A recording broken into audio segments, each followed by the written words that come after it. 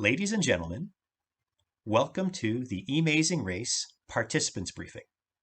In this video, I'm going to give you a high-level look at what to expect on game day. Team captains will have already been briefed, so they've been selected and briefed separately. So now as a participant, here's what you can expect. Once we've welcomed everybody in the main meeting room, you'll be put into breakout rooms where you will meet your teammates and your team captain. Your team captain will share their screen and you will see a map of the world. And this is the E-Mazing Race. It's a virtual race around the world. Your objective is to complete the circuit as fast as possible. You complete the circuit by crossing the finish line. But in order to cross the finish line, you have to meet two criteria. Criteria one is that you have to have answered at least one question correctly at each destination. And criteria two is that you have to have accumulated a minimum score. So that score will be determined by the game master on game day. For the sake of this video, we'll say that that minimum score is 16 points. So the two criteria in order to qualify to cross the finish line are one correct answer at each destination and a minimum score of 16 points. Once you've attained those criteria, you could attempt to answer the question at the finish line. When you answer the question successfully, we will stop your time. That's the good news, and your time can't go up from there, but it could go down. And the way to diminish your time after you've crossed the finish line is to go back and answer questions anywhere in the world to help increase your score. And that's important because when it's game over, we will take every point that you have above the minimum requirement and we'll remove 1 minute from your unofficial time. So let's say when it's game over, you scored 26 points and your unofficial finish time was 40 minutes. Let's say you crossed the finish line after 40 minutes of play.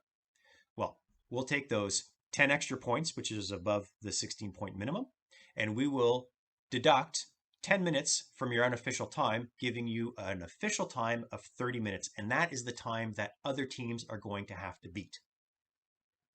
Now, how to play the game. So you have to follow a certain pattern. You have to know where you're going. First step is to go to the start line. At the start line, I encourage you to read these instructions.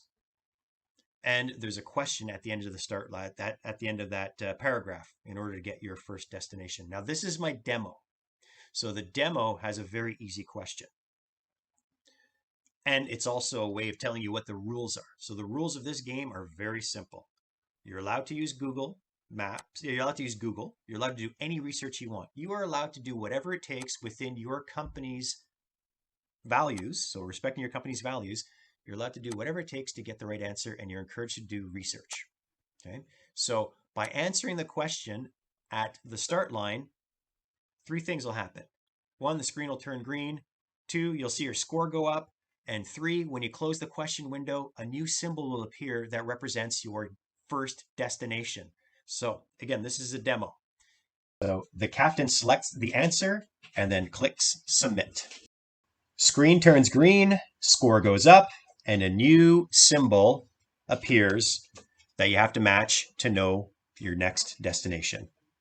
And zoom into it. So your team captain will zoom in all the way at that destination to reveal 5 questions. There are 5 questions at each destination. You only have to answer one of them correctly in order to know your next destination. And you don't have to answer them in numerical order. Question 1 is worth 1 point, all the way up to question 5, which is worth 5 points.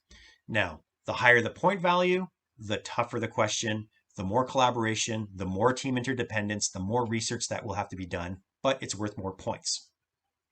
If you get any of the questions wrong, the good news is that it's only -1 point. So regardless of the point value, if you get it wrong, it's only -1, but you will no longer have access to that question again.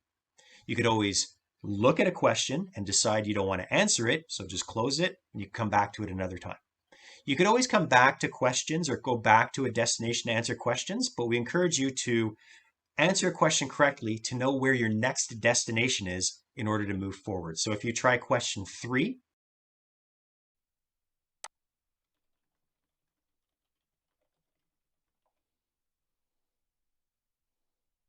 and you get it right, your score will go up by 3 points, and the number 3 will turn into a symbol that represents your next destination. You follow that pattern right up until the end of the game.